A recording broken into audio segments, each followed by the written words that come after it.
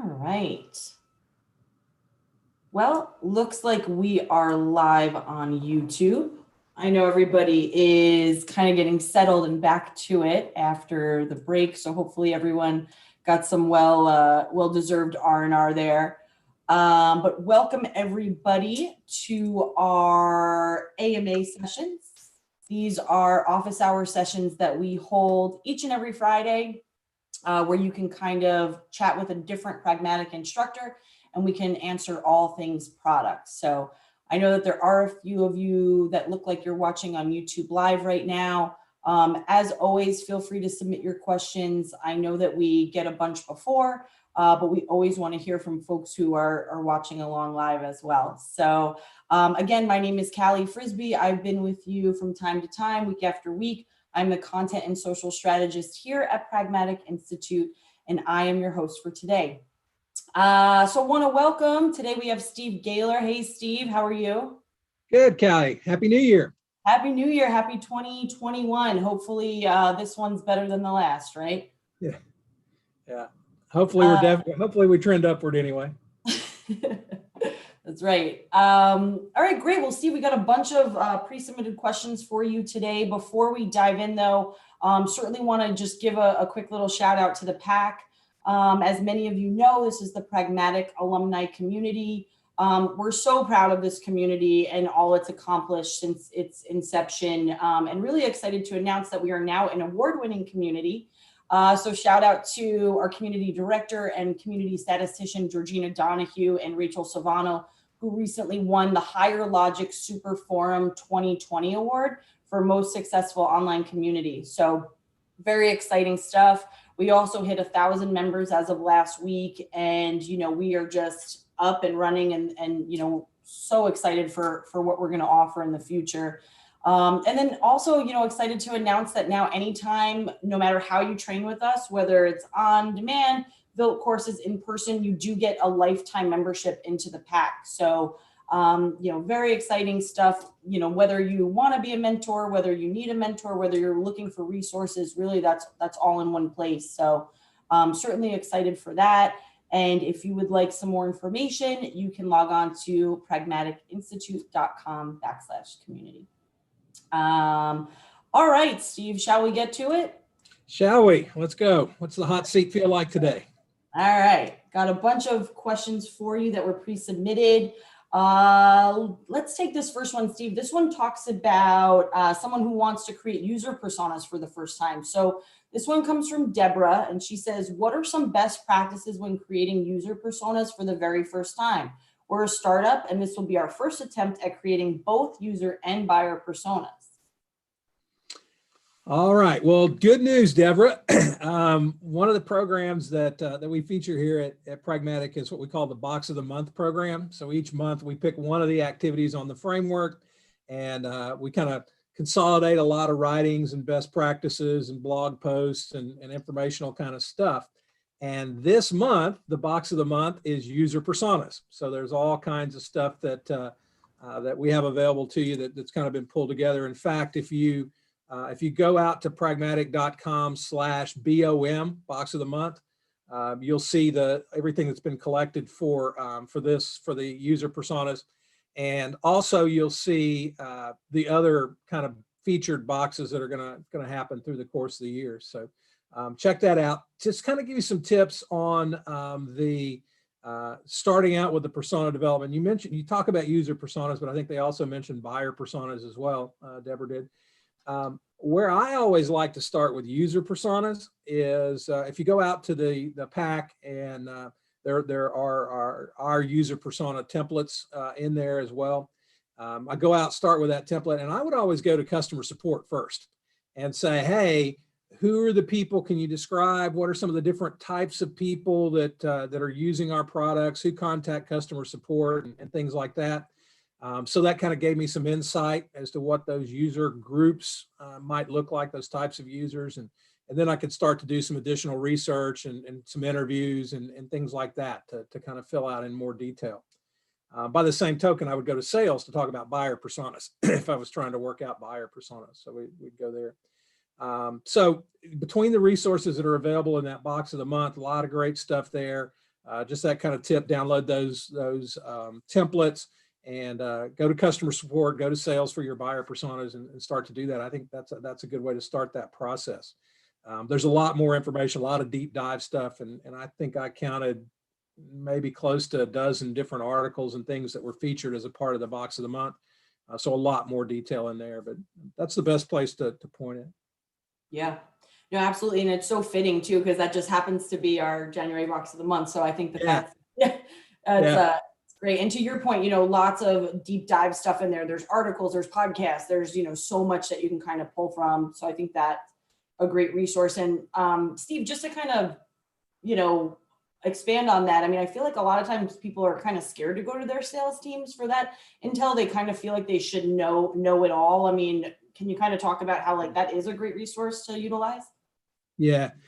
So I think in general, this whole product thing is a team sport, and we got lots of teams we have to work on. It's almost like some people sometimes describe it as the quarterback. The product manager has to be the quarterback of the team, but I think it actually goes beyond that, because I've got to be able to focus and interact with the defense. I've got to be able to focus and interact with special teams and, all that kind of stuff. So I think it's more of a, maybe not a head coach, but an assistant coaching kind of role or something like that, And, but yeah, getting information from sales about the market, great resource. Winloss information around competitive analysis. Sales is a great source for that. Of course, we've got to work with our engineering teams and work, very consistently and collaboratively with those folks. Customer support I mentioned. So it's definitely a team sport, and it's more than being a quarterback. It's about the whole big picture. So it's more than just running the offense.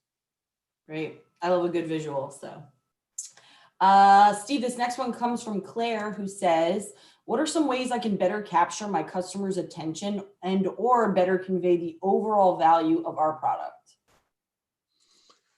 All right. So how do I capture their attention and how do I convey the value of my product? The number one thing, without a doubt, in order to both capture their attention and certainly to convey the value of the product, is focus on the problems we're going to solve for that customer.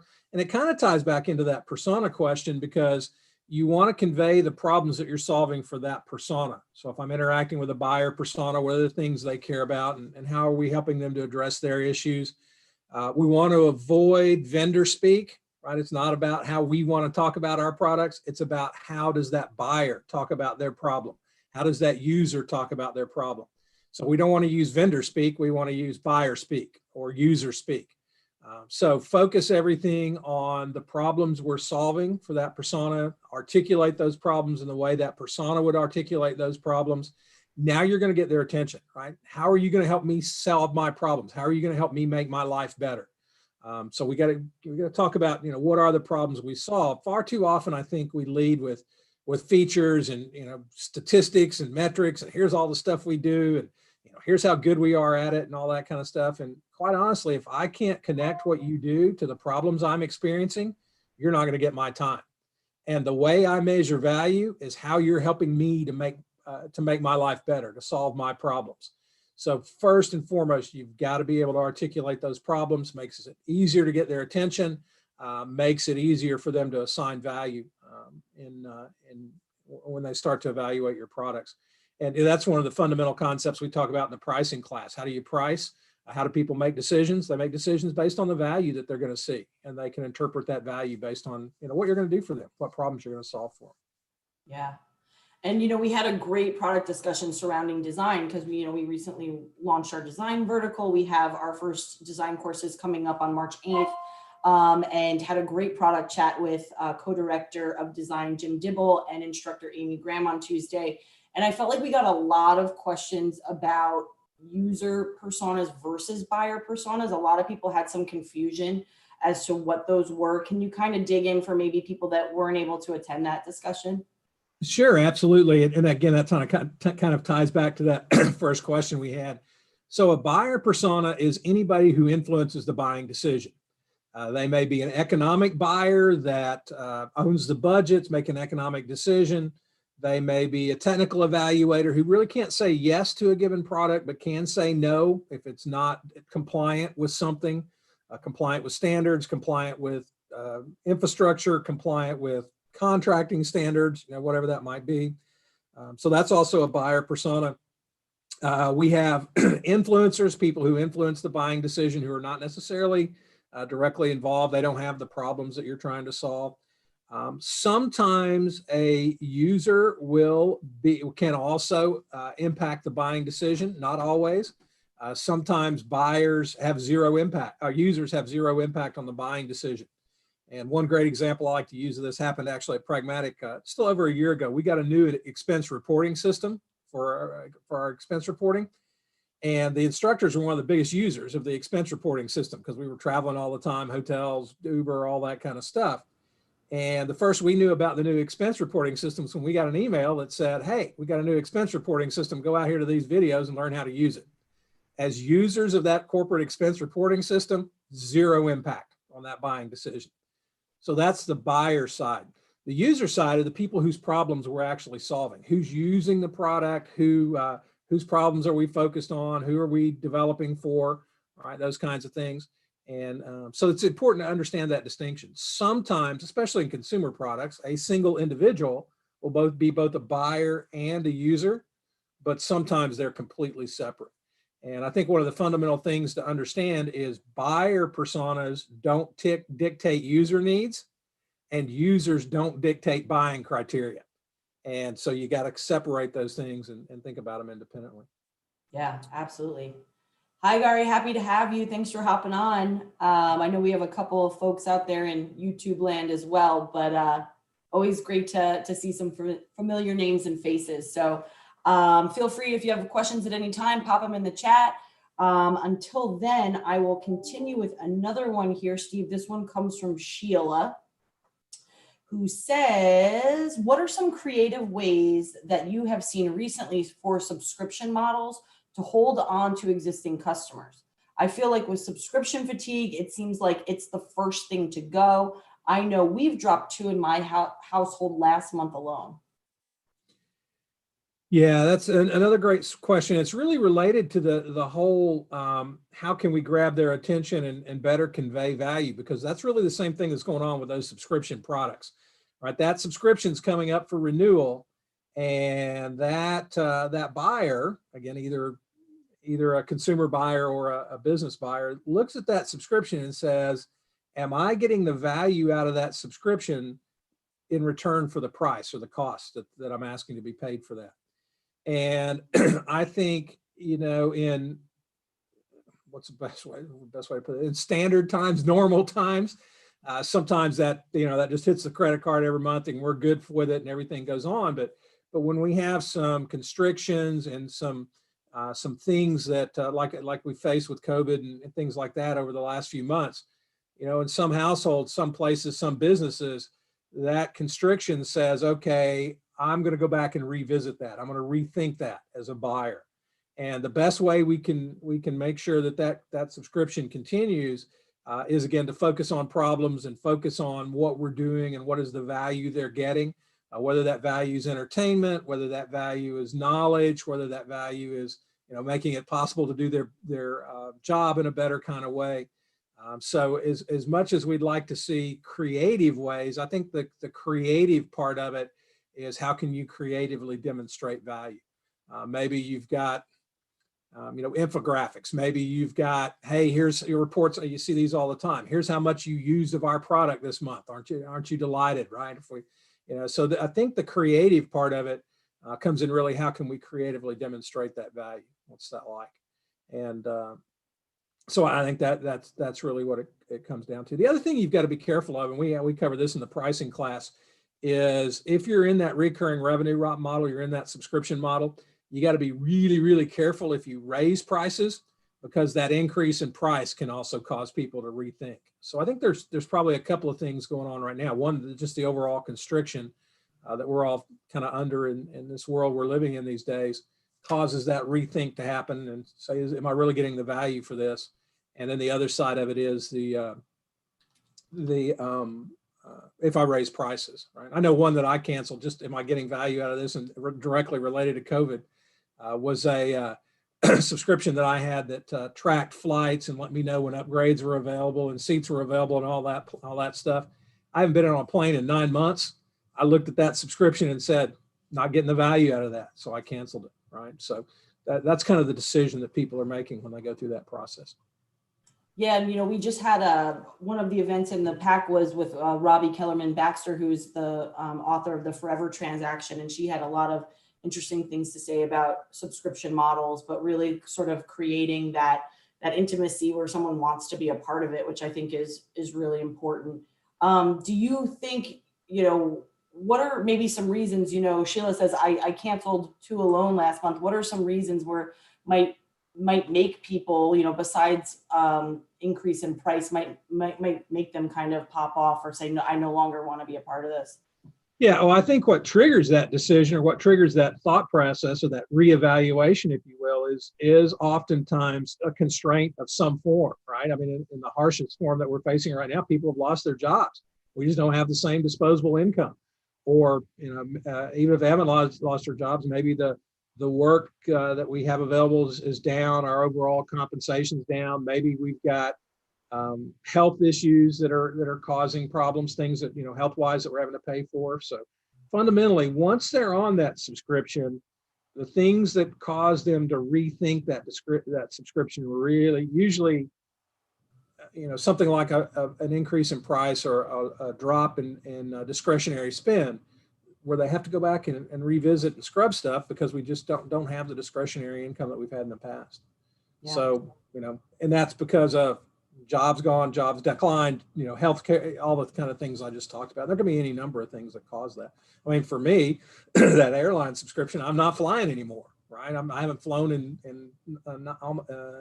9 months, 10 months. I'm not getting any value out of that. When I start flying again, I may well resubscribe. It was a great service when I needed it, but I just don't need it now. Mm-hmm. Yep, makes a lot of sense. Alika, hi there. I saw you popped on the call. Happy New Year to you. New Year. Hi there. We're with Mr. Steve Gaylor today. Feel free to pop any questions you have in the chat. Until then, let's move on with one from Kyle. Steve. Kyle asks, I was curious how you think we can best retain clients, and when we lose them, what patterns and trends should we be looking for or investigating deeper? Sounds like a loaded question. There's a lot to unpack there. Yeah, I mean, it's loaded, yes, but the answer actually to it is pretty simple. The answer from my perspective is, I don't know, because I don't know your business. But I do know how to tell you to find out what that is, and that's do win-loss analysis. We need to treat those renewals, the re-ups, right? If we win one of those, we need to understand, do win-loss analysis to understand why did those people resubscribe? I mean, also kind of related to those previous questions. How are we demonstrating value to those people who re-up? If they don't re-up, that's a loss, just as surely as we lost that original deal. So let's do that loss analysis, find out why did you leave? What's going on? I don't know what trends you should be looking for, but I do know that you should be doing win-loss to look for trends, right? So different businesses, again, the example I just listed, why did you not resubscribe? Because I'm not flying, not a lot you can do about that. Would you consider in the future, if you start to fly, would you consider resubscribing, right? I can learn some things there, even in that loss kind of situation. I think oftentimes people, especially in that subscription kind of model, that recurring revenue kind of model, we think about the original deal and we won the deal and we're excited about that. And we've got a year term or 2-year or 3-year term and all that kind of stuff. And then when that renewal comes up, we don't think about that as another sales cycle, right? That's another kind of sales process, maybe very short, maybe drawn out, may consider competition, may not consider competition, but that we need to do win-loss on that exactly the same as we would that original deal. So yeah, I don't know the answer to your question, but I know how to find out the answer to your question. Yeah, and we talk about a lot of win-loss in our courses, and we have a lot of terrific, articles and resources on our website as well, that also, exists in the pack. So certainly. Yeah, win-loss, we instructors like to describe win-loss as the gift that keeps on giving, right? You can learn so much and so many. I think we cover win-loss And literally the only course where we don't cover win-loss is build. Every single course, every other course, there's some element of that day's content, that course's content that can be enhanced through win-loss learning. So very, very important, very important activity in the framework. Yeah. I think you had something to say. Yeah. Yeah. We're starting up a win-loss program, a little more formal. Right now, I think it's really big deals have to have a win-loss, and we put it in Salesforce. But we're having, we just launched, it's called Pep Talks, and it stands for Product Empowerment Plays. And our first one is going to be around win-loss. We're going to have all the product managers there. And so one of the things that I wanted to ask you, because we're going to launch this on February 1st, is do you think it's reasonable? We're going to give them a bank of questions. We're going to give them the opportunity to role play with some more seasoned people, just, because if you've never really done true win-loss, with more probing and 5 whys, it's practice. But Right. What do you think about this? We're actually asking them for Q1, kind of Q2, as far as the success metrics of our win-loss program, to identify 3 deals. They can either be client retention deals, or they can be actually new signs we're trying to get. But 3 deals that they're going to follow through, whether it's win or loss, and then do kind of, get with the client, trying to get with the influencer or the actual kind of buyer persona. Do you think that's a good kind of target to give them? And we said 3 deals, which that's not too many, but it's enough where you start seeing some patterns and trends. Yeah. So I love the way you've put that together. Every single product team I ever managed always had a goal around Nahito visits, and that win-loss interview is a form of that Nahito visit. So all my product teams always had part of their MBO, their comp plan, based on doing some Nahito visits. So I love the model. Is 3 a quarter the right number? I don't really know. Some businesses do, 1 deal a quarter, 2 deals a quarter. Some businesses do 100,000 deals a day, right? So it's different rhythms. So it's hard for me to gauge, is 3 the right number?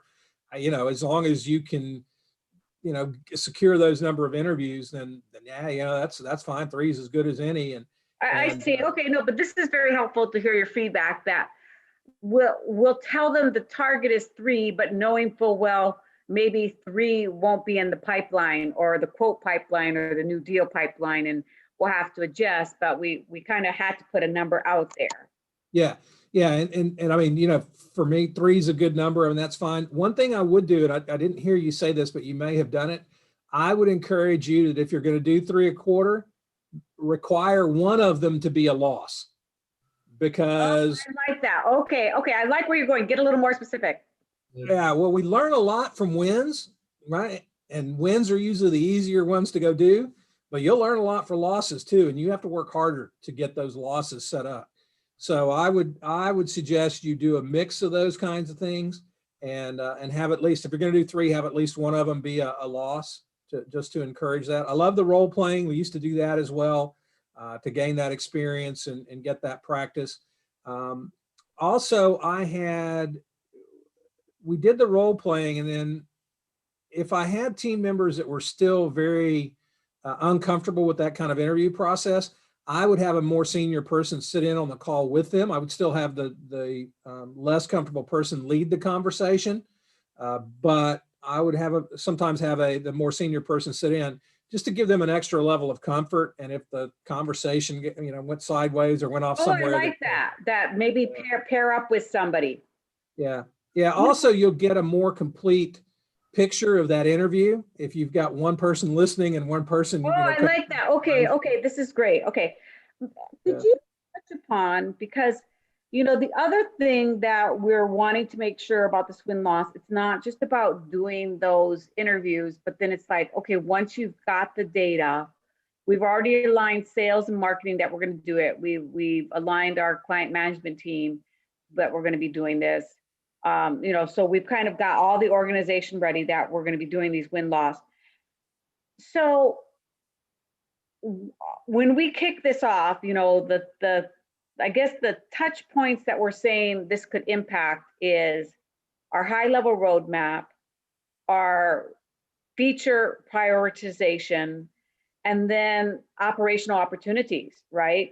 So maybe, I mean, it runs across the gamut, you know, about where there can be improvements or, you know, ahas. Yeah. Yeah. So I'll give you a little bit of insight.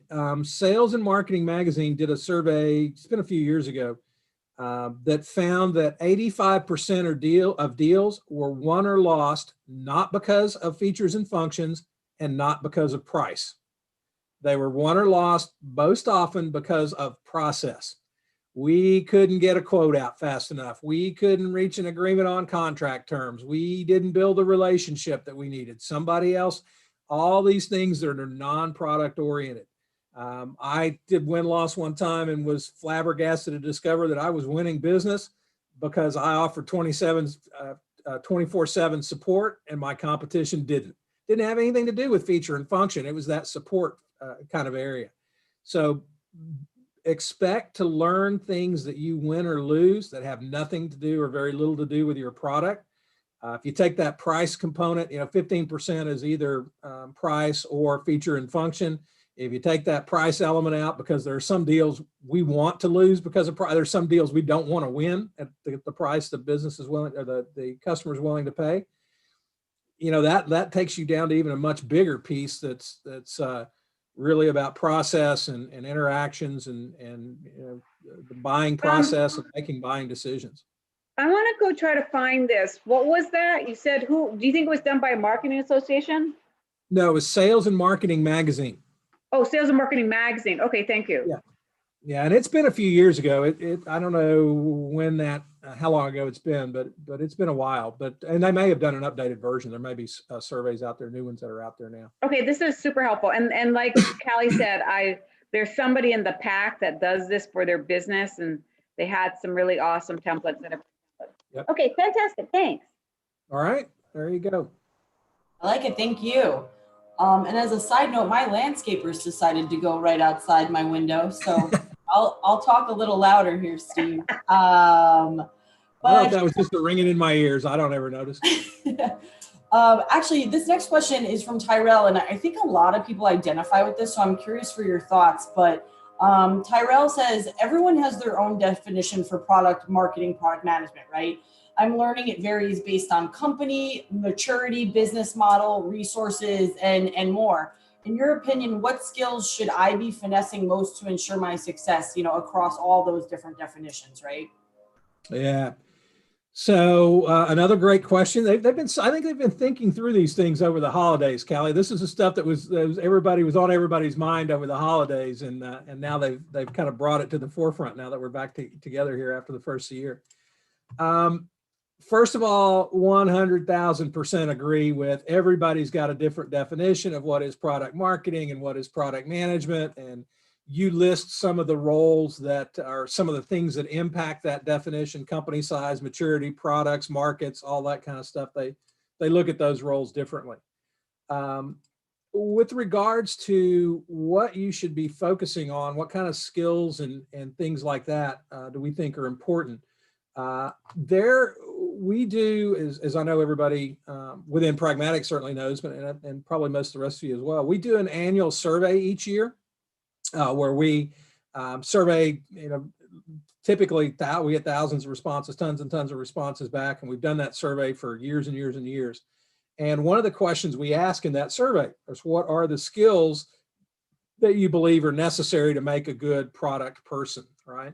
And so those survey results, I'll point you to that. And it's interesting to see kind of how they've changed over time, but it's also probably even more interesting to see how they haven't changed over time, right? Some of them have been very common for a long time.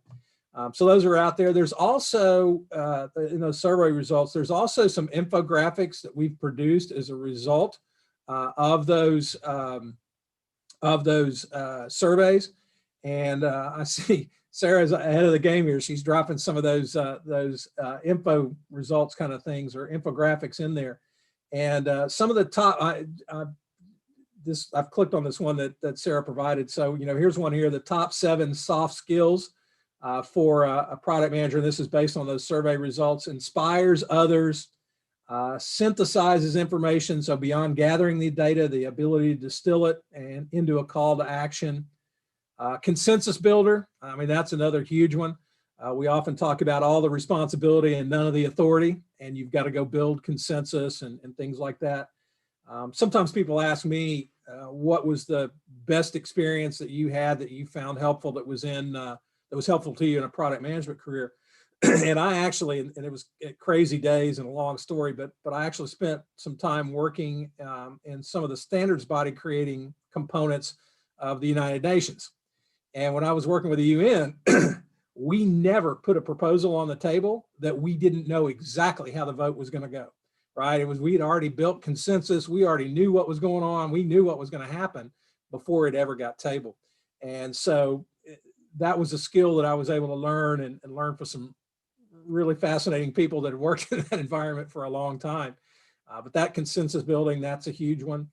The next one that's on this list of soft skills, truth to power. Being able to raise uncomfortable issues to leadership. I mean, that's a big one. That's our job, right? We're there to evaluate risk and expose risk and hopefully plan and develop ways to address that risk. But that truth to power is a huge deal. Others on this list, pitch artists, the ability to stand up in front of peers, managers, executives, customers, whatever kind of lots of different audiences there to be able to convey that message that you have to deliver. Very important thing. I'm just looking at these others on the list. Executive debater, right? Being a strong advocate for what is right for the market and what's going on, challenging executive teams when necessary. That kind of goes to truth to power. Those two things kind of go together. And then the last one on this list is empathetic, ability to understand what others are going through, both inside and outside the company, right? That's a huge deal as well. And the empathy builds to the consensus building, which leads to you have to be a good pitch artist, a good presentation. So a lot of these things, a lot of these skills build on one another. But those results have been out there. Those are infographics that kind of summarize it. There's an infographic called rock star kind of personalities. What does it take to be a good product manager from a personality perspective? And so that's another infographic out there that kind of covers that stuff. So I guess that's a long way of saying, here's what your peers are saying are skill sets that we've captured in that summary and pulled into those infographics. So thanks, Sarah, for dropping those into the chat area there. And Yes, if you go in, for those of you, if you go into the website, there's a link for resources and then a menu for resources, and you drop that down and there's an area for infographics, and that's where you can find that. It's under that resources section. Is that in the pack or the ARC? It's on the website. Oh, okay. Because, Yeah, this graphic that Sarah, you just put in, I told you we just launched this kind of pep talk, product empowerment plays. It's on a team site, and I'm actually in between our monthly get-togethers. I'm going to post things, and I'm going to actually post this infographic. So thanks. That's great. Yeah, there's several of those out there. We've done them. I don't know that one's a pretty important one. We may have that one summarized every year. Some things we summarize, every couple of years or 3 years. That one may be out there. You may be able to see back in time for ways for that one, but yeah, those are out there. Yeah, what else I think is really interesting, Steve, is, as kind of with this pandemic and everything, a lot of teams have had to consolidate. A lot of people are taking on roles. So, people are finding themselves, I've noticed in conversations, in hiring roles that they were like, I didn't expect to be the hiring manager for this. But, I think that this resource as well, like what would you look for in a product folk that you're looking to hire? It's just as useful. So that's great. Yeah, oh, absolutely. Yeah, it's good to help understand that too. And just a reminder for the folks on the call, we have Steve's brain for about another 10 minutes here. So feel free to pop anything in the chat if you have any follow-up questions, if you want some additional clarity. We'd love to hear from you. Here's one, Steve, that comes from Pilar. It's a little lengthy, so bear with me. It says, is there ever a time that you think a product person could or perhaps should act as the salesperson? Are there examples of success here, or does it just seem to muddy the waters? We are an extremely small company and have been looking into either biting the bullet to hire a small sales team or giving ourselves the sales training to execute on both fronts.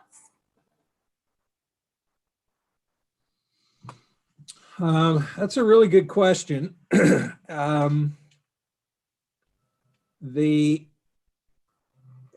answer to it's also kind of a little long. Let me see if I can. There are two different kinds of sets of responsibilities. A salesperson is responsible for talking, telling, and selling, right? Understanding the needs of a specific client one-on-one. How do we address the needs, and how do we best position ourselves to address the needs of that individual that's across the table at that point in time in that sales process. The flip side of that are those of us who are out there interacting with the market, trying to understand what the market wants and needs, and what's the big picture. All right, so we talk about that in the classes of being N equals many, out there understanding the minis in the market versus delivering to the ones that we're selling to, or so on. So it's a different focus, it's a different mindset, selling versus product marketing, product management kind of stuff. I would say so also full disclosure, I spent several years in sales before I came into product. So it's a very natural movement between sales, and especially sales engineering, into product, or from product into sales. I've had some product people who went into sales that were very, very successful in the sales environment. When should a product manager be involved in that sales kind of process? I always, as a product manager, like to be engaged in a sales process when we had a brand new product we were building. We had something, we're trying to sell it for the first time or the first few times, primarily to understand the sales process and what were the care abouts and what were the sales tools that I needed to create, and those kinds of things. So I was very, very much, those were situations where I like to at least be on the calls and listen and engage and hear what's going on. Every minute that I was in a sales deal with one specific opportunity was a minute I was not in the market, understanding what was going on in the market. So that's the kind of trade-off you got going on, right? If you're going to ask me, should I have salespeople or marketing people, where should I invest? Those are both big care abouts. What are the priorities for your organization? I got to believe, as a startup, if you've got the right product, you've listened to the market, you feel you've got a winner here, then hire a salesperson, bite that bullet, as they phrase it, I think, and build that sales team so you've got that approach, you've got that focus on selling. If the product person is selling, again, every minute that you're not in the market, every minute you're selling, you're not in the market, and you have the impact of that. Yeah. And I think you make a good point, Steve, like, biting the bullet, as I say, like your pedigree is sales and product, right? So if they're going to have to find, that small person who's almighty, it's like, maybe have somebody that has a pedigree on both areas. Yeah. I mean, it's a different skill set. It's a different mentality. It's a different, kind of thing. Those skills that we just mentioned that make for a good product manager, those don't always make for a good salesperson, right? That's a completely different set of care abouts and skills. So, yeah, great. All right. Well, here's one from Deb, and actually we had touched on, again, these relationships, right, with sales, with engineering, and she has one specifically with engineering teams.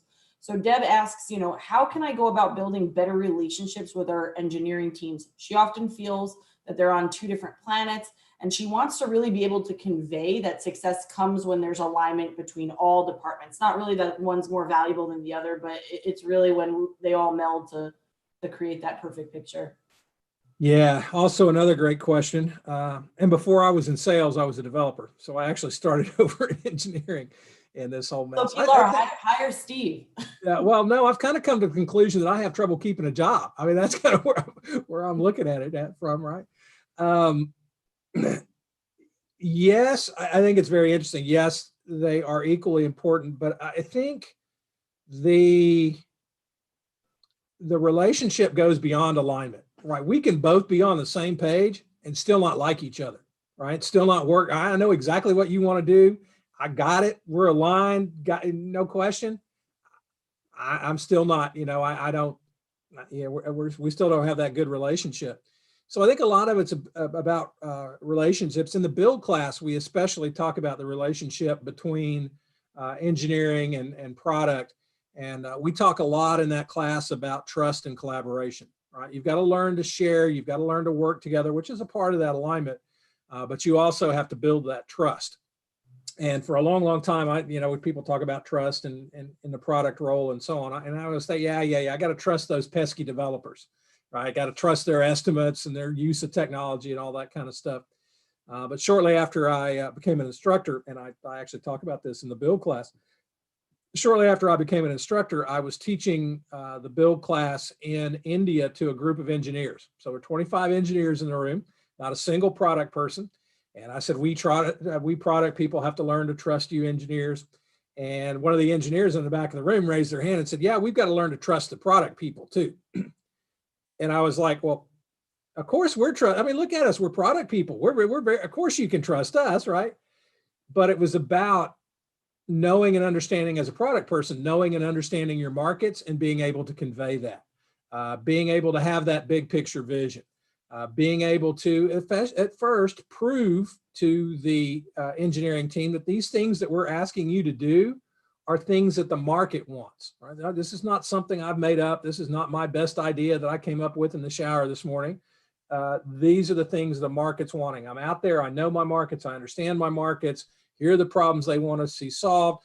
Here's what I know about the market. Let me know any other information you need in order to be able to be successful, to create those innovative solutions to these problems, and let's work together. We've got to have that good, friendly, familial kind of relationship in order to be able to work together. And just to interject real quick, data is king, right? We always talk about it. It's like, if you can back it up with, the numbers and the research you've done, that goes a long way. Yeah.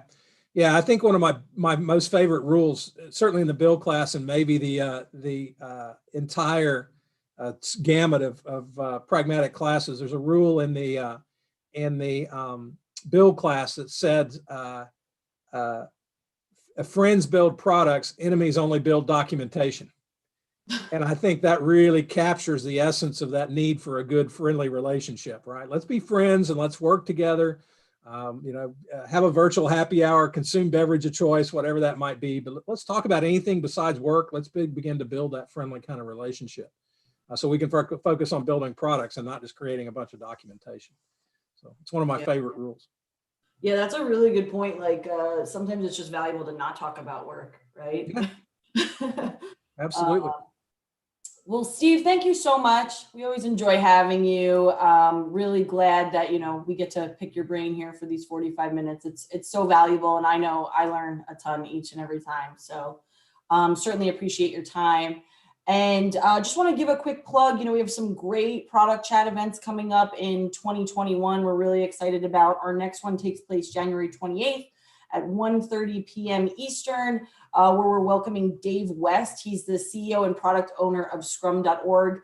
And, we're going to have a conversation really around agile product management, just really understanding that product owner, it's a role, not just a title, and kind of some ways to measure success. So be sure to tune in there. You can find it on our events page. You can find it on all of our social media outlets, but we'd certainly love to have you. In the meantime, we're here every Friday at 1:30 p.m. Eastern. Bring all your product questions. We are welcoming a different pragmatic instructor each week. And until then, Steve, thank you again so much. Thanks to everyone. Happy Friday. My pleasure. Thank you, everyone. And have a great one. Stay